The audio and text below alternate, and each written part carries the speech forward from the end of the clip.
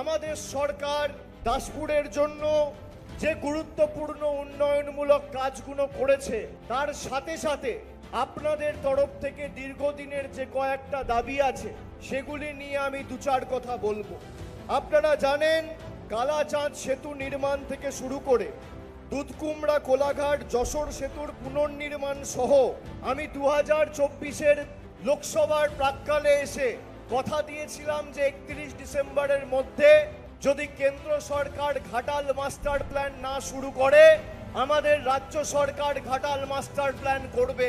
ইতিমধ্যেই পলাশবাই চন্দ্রেশ্বর ক্যানাল সহ একাধিক ক্যানেলে প্রায় 200 কোটি টাকা রাজ্য সরকার খরচা করে ড্রেজিং এর কাজ শুরু করেছে। 1500 কোটি টাকা খরচা করে ঘাটাল মাস্টার প্ল্যানের কাজ আমাদের মা মাটি মানুষের সরকার করছে। দাসপুরের এমন ভৌগোলিক অবস্থান যে নিচু জমি থাকার কারণে ঘাটাল মাস্টার প্ল্যানেরও পরেও কয়েকটা গ্রামে অঞ্চলে জল জমার সম্ভাবনা থাকতে পারে। সেগুলো আগামী দিন অগ্রাধিকার দিয়ে যাতে পাম্পের মাধ্যমে সেই জমা জল আমরা বার করতে পারি সেই দায়িত্ব আমি নিজে আপনাদের সামনে কথা দিয়ে আজকে নিয়ে যাচ্ছি। এর সাথে সাথে দাসপুরে আইটিআই কলেজ হয়েছে এবং দীর্ঘদিন ধরে আপনাদের এখানে ইতিমধ্যেই গোল্ড হাব আমাদের সরকার তৈরি করেছে। অনেক স্বর্ণ কারিগর এই দাসপুরে রয়েছে যারা স্বর্ণ ব্যবসায়ের সাথে যুক্ত, তাদের জন্য ইতিমধ্যেই সরকার গোল্ড হাব তৈরি করেছে।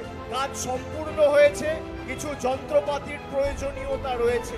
এমএসএমই ডিপার্টমেন্টের সাথে ইতিমধ্যেই জেলা চিঠি করে 6 মাসের মধ্যে ফল ঘোষণা হওয়ার সাথে সাথে এই গোল্ড হাবকে অপারেশনাল করার দায়িত্ব আমার এবং তার সাথে সাথে যেহেতু অনেক স্বর্ণ কারিগরেরা কাজ করবে এবং তারা সুযোগ সুবিধা পাবে এবং সোনার ব্যবসা করতে গেলে বাড়তি একটা সেফটি সিকিউরিটিরও বিষয় সবাইকে মাথায় রাখতে হবে।